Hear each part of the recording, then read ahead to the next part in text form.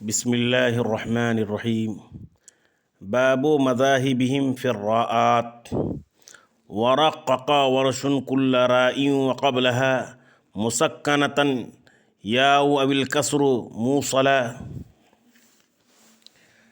را کو باریک پڑھنے کو ترقیق اور پر یعنی موٹا پڑھنے کو تفخیم کہا جاتا ہے۔ را میں اصل پر پڑھنا ہے یعنی تفخیم اصل ہے۔ را مکسورہ ہو تو تمام قراء کرام کے نزدیک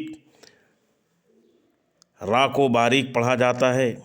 را مفتوحہ ہو یا مضمومہ ہو، اس را کو صرف ورش باریک پڑھتے ہیں، مگر اس وقت جب کہ را مفتوحہ یا مضمومہ کسرہ متصلہ کے بعد ہو یا تو پھر یاء ساکنہ کے بعد ہو۔ شعر نمبر 1 میں علامہ شاطبی علیہ الرحمہ نے یہی بتایا ہے کہ ورش نے ہر ایسی را کو جس کے پہلے یاء ساکنہ ہو یا را کے پہلے کسرہ اصلیہ متصلہ ہو تو را کو باریک پڑھا جاتا ہے۔ موصلاً کے لفظ نے بتایا کہ کسرہ اور یاء ساکنہ متصلہ ہونا چاہیے۔ موصلاً کے لفظ نے بتایا کہ کسرہ اور یاء ساکنہ متصل ہونا چاہیے، جیسے خیر، آخر۔ شعر نمبر 2 ولم یرا فصلا ساکنا بعد کسرۃ سوا حرف الاستعلاء۔ دوسرا شعر میں بتایا گیا کہ کسرہ اور یاء ساکنہ کے بعد ان دونوں یعنی را اور کسرہ متصلہ اور یاء ساکنہ کے درمیان کسی ساکن حرف کا فصل نہیں ہونا چاہیے۔ اگر فصل ہو جائے تو را کو مفخم پڑھا جائے گا، سوائے حرف مستعلیہ خا کے، یعنی خائے فاصل آ جائے تو ورش را کو مرقق پڑھتے ہیں، جیسے اخراجہم سے اخراجہم، را کو باریک پڑھتے ہیں۔ اور اگر حروف مستعلیہ میں سے کوئی حرف آ جائے تو را کو مفخم پڑھتے ہیں، جیسے اسوہم۔ شعر نمبر 3 میں وَفَخَّمَهَا فِي الْأَعْجَمِ وَفِي إِرَمَ وَتَكْرِيرِهَا حَتَّى يُرَى مُتَعَدِّلًا۔ اس شعر سے چند کلمات کا استثناء فرما رہے ہیں اور بتا رہے ہیں کہ ابراہیم، اسرائیل، عمران، ارم جیسے کلمات کو اپنے ضابطے کے موافق باریک پڑھنا چاہیے تھا، لیکن یہ اسمائے عجمیہ ہیں، اس وجہ سے انہیں مرقق نہیں بلکہ مفخم پڑھا جا رہا ہے۔ وَتَكْرِيرِهَا حَتَّى يُرَى مُتَعَدِّلًا۔ اس سے بتا رہے ہیں کہ جس کلمہ میں را مکررہ ہو، اس میں ورش کی کچھ شرطیں پائی جا رہی ہیں۔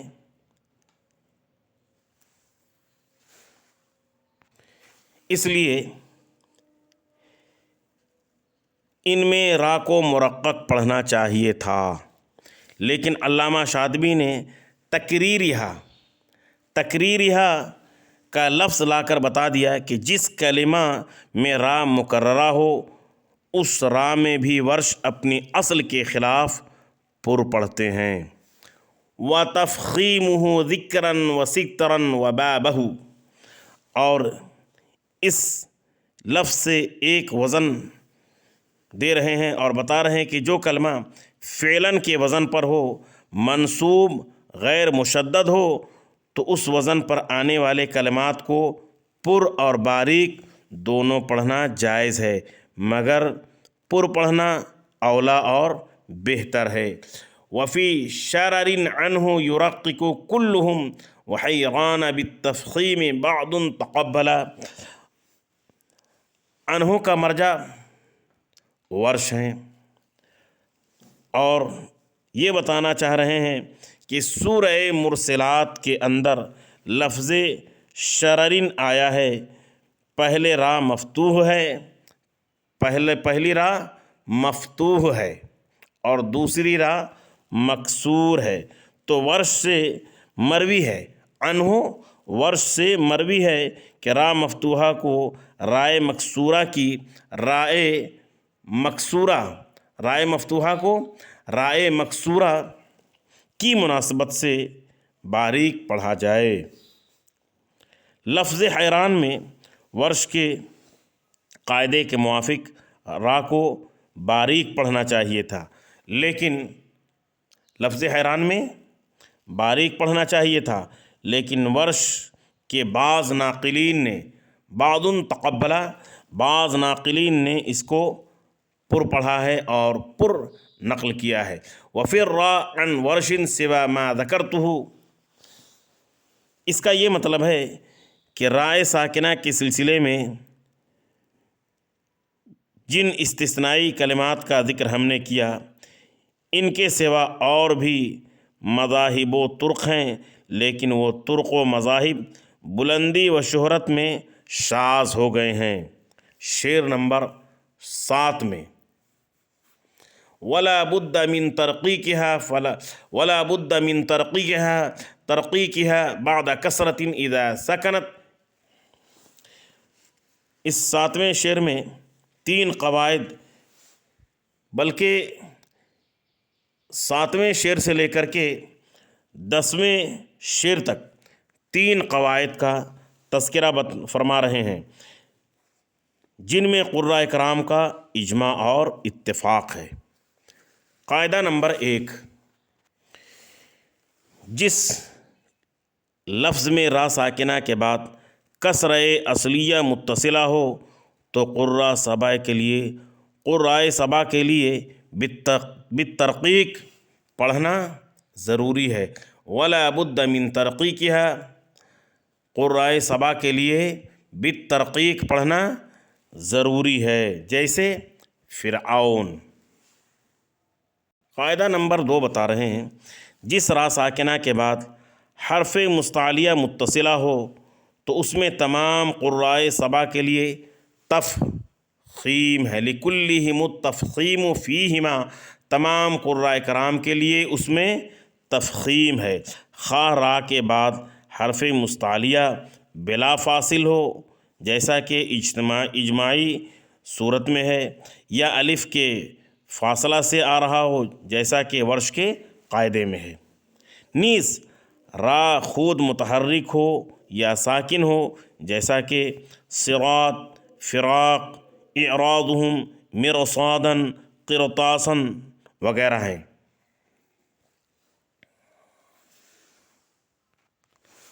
وَيَجْمَعُهَا قِذْ خُصَّ ضَغْطٍ وَخُلْفُهُمْ، اس 9واں شعر میں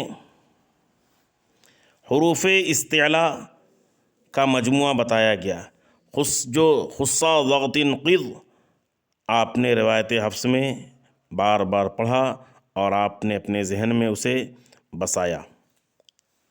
قاعدہ نمبر 3 بتا رہے ہیں، جو را کسرہ عارضہ کے بعد یا کسرہ منفصلہ کے بعد ہو اسے ففخم فہذا حکمہ متبذلا، اسے مفخم پڑھو، یہ حکم مستعمل اور عام ہے، یہ حکم مستعمل اور عام ہے۔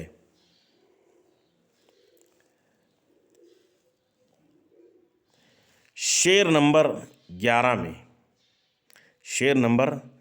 11 میں ہمیں تنبیہ کی جا رہی ہے اور تذبذب سے نکالا جا رہا ہے کہ جس را کے بعد یا تو یا ہو اور او مذکورہ قواعد کی بنا پر پڑھی جا رہی ہو، ان کے لیے اس قسم کی را کی ترقیق پر کوئی مضبوط اور معتبر تصریح نہیں ہے جو مشہور و ظاہر ہو سکے۔ یاد رہے قرأت میں قیاس کا، یاد رہے قرأت میں قیاس کا کوئی دخل نہیں ہے، یہاں تو بس روایت ہی روایت چلتی ہے۔ فدونک ما فیہ الرضا متکفلا، لہٰذا تم ذمہ داری سے مضبوطی سے اسے پکڑ لو جس کے اندر خوشنودی اور پسندیدگی ہے، جس کے اندر خوشنودی اور رضامندی ہے۔ شعر نمبر 13 میں بتا رہے ہیں کہ رائے موقوفہ کو باریک اور پر پڑھنے کا قاعدہ کیا ہے۔ رائے مکسورہ کو وصلاً تمام قراء کرام کے نزدیک باریک پڑھنا ہے، اور وقفاً پر پڑھنا جماعتوں کے اعتبار سے زیادہ جامع ہے، بشرطے کہ رائے مکسورہ مع مفتوحہ و مضمومہ موقوفہ سے پہلے کسرہ نہ ہو، یہ پہلی شرط ہوئی، یا رائے مکسورہ الف ممالہ کے بعد نہ ہو، یہ دوسری شرط ہوئی، رائے مکسورہ یائے ساکنہ کے بعد نہ ہو، یہ تیسری شرط ہوئی۔ یعنی نہ ہو تو را کو پر پڑھا جائے گا، اور ان تینوں صورتوں میں جب کہ را کسرہ کے بعد ہو، را الف ممالہ کے بعد ہو، را یائے ساکنہ کے بعد ہو، یعنی اوپر بتایا نہ ہو تو پر پڑھا جائے گا، اور یہاں بتایا جا رہا ہے کہ ہو تو را کو باریک پڑھا جائے گا۔ مثالیں سماعت کریں۔ را کسرہ بلا فاصلہ کے بعد ہو، جیسے کفر، عصر۔ را کسرہ فاصلہ کے بعد کی مثال دیکھیں، جیسے الذکر، ہجر۔ پہلے میں آپ نے دیکھا را موقوفہ ہے، اس سے پہلے کفر فا پر کسرہ ہے، اور را اور فا کے درمیان کوئی فصل نہیں ہے۔ عصر را اور سین کے درمیان کوئی فصل نہیں ہے، اور سین مکسور ہے۔ اور الذکر را اور کسرہ یعنی ذال، ان دونوں کے درمیان کاف کا فصل ہے۔ ہجر را اور ہا مکسور ہے، ان دونوں حرفوں کے درمیان جیم کا فصل ہے۔ را موقوفہ ساکن ہے، اور اس کے پہلے کاف ساکن فاصل ہے، اور کاف کے پہلے دال مکسور ہے۔ را یائے ساکنہ کے بعد ہو، اس کی مثال دیکھیں۔ را یائے ساکنہ کے بعد ہو، اس کی مثال سماعت کریں۔ خیر، غیر، را ساکن ہے، اس سے پہلے یائے ساکنہ ہے۔ غیر را ساکن ہے، موقوف ہے، اور اس سے پہلے یائے ساکنہ ہے۔ را الف ممالہ کے بعد ہو، اس کی مثال جیسے النار، ابرار۔ را ساکنہ موقوفہ، اور اس سے پہلے الف نار، الف میں امالہ کیا جاتا ہے۔ ابرار، اس میں بھی بین الرائن جو الف ہے، اس میں امالہ کیا جاتا ہے مخصوص قراء کرام کے نزدیک۔ را موقوفہ را مرققہ کے بعد ہو، جیسے بے شررن سے بے شرر، بے شررن سے بے شرر۔ ورومہم کما وصلہم فبل الذکا مثقلا، یہ ایک مختصر سا جملہ معلوم ہو رہا ہے، بظاہر تو یہ بہت چھوٹا سا جملہ ہے، لیکن اپنے اندر بہت ہی ساری وضاحتیں اور جامعیت رکھتا ہے۔ اس لیے اگلا لفظ فبل الذکا، یعنی اس اجمال کی تفصیل کرنے میں صیقل شدہ صاف و شفاف ذہانت کا امتحان لو۔